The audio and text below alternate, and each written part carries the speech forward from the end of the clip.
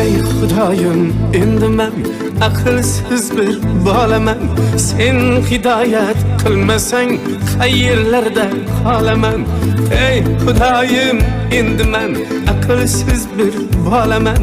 Sen hidoyat qilmasang qayerlarda qolaman. Ahvol chatoq, ish chatoq, qalb ham qorayib ketgan. Ko'ngil qushim sendan kechib, bir joylarga yetgan. Ahvol chatoq, ish chatoq, qalb ham qorayib ketgan.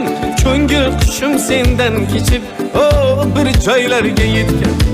Dardim faqat mol dunyo, qo'shiqlarim yolg'on. Bu dunyo yolg'on dunyo, hammadan ham qolgan.